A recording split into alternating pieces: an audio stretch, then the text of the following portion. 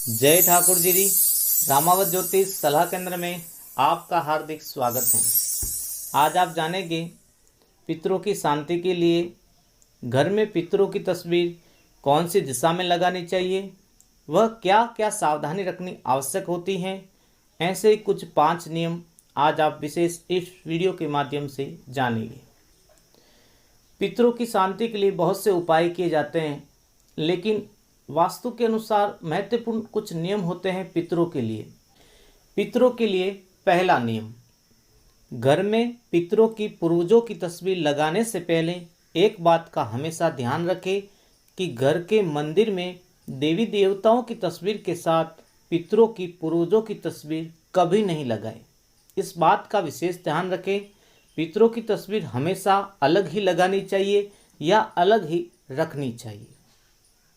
दूसरा नियम, घर में पितरों की पूर्वजों की तस्वीर को हाथ जोड़ सकते हैं, प्रणाम कर सकते हैं, लेकिन एक बात का हमेशा ध्यान रखना चाहिए कि जब तक कोई पितृ देव योनि में नहीं आते हैं, जिसे कोई पितृ या पूर्वज भी कहते हैं, जब तक कोई पितृ या पूर्वज देव योनि में नहीं आते हैं तब तक भूल कर भी दिया धूप अगरबत्ती पूजा नहीं करें। ये विशेष नियम होता है पितृदोष शांति के लिए।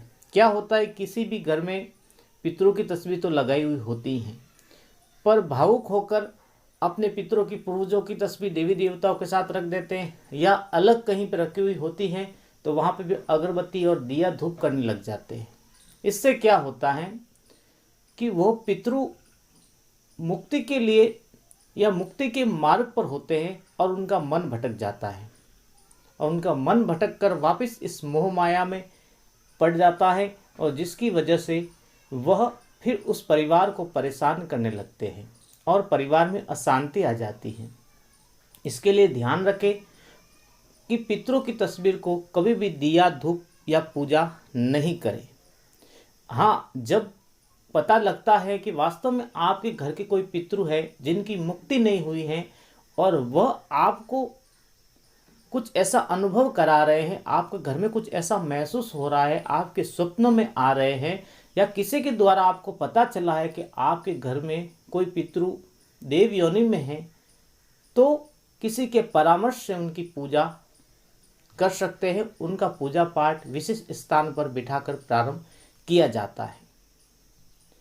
तीसरा नियम, पितरों की तस्वीर को हमेशा दक्षिण दिशा की दीवार पर ही लगाना चाहिए।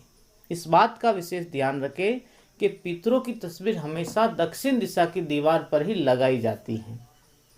हाँ, विशेष किसी घर में दक्षिण दिशा की दीवार खाली नहीं हो तो पश्चिम दिशा की दीवार पर पितरों की तस्वीर लगाई जा सकती है, लेकिन नियम कहता है कि जब तक दक्षिण दिशा की दीवार खाली हो पहले उसी दीवार पर पितरों की तस्वीर लगाएं।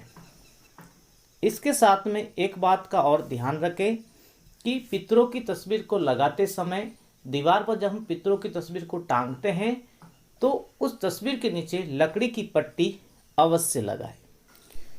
चौथा नियम, पितरों की तस्वीर ऐसे स्थान में लगाएं जहां पर यदि आपके घर में कोई भी व्यक्ति एंट्री करता है, आपके घर में प्रवेश करता है, तो उसकी पहली नज़र पितरों की तस्वीर पर नहीं पड़े। इस बात का हमेशा ध्यान रखें।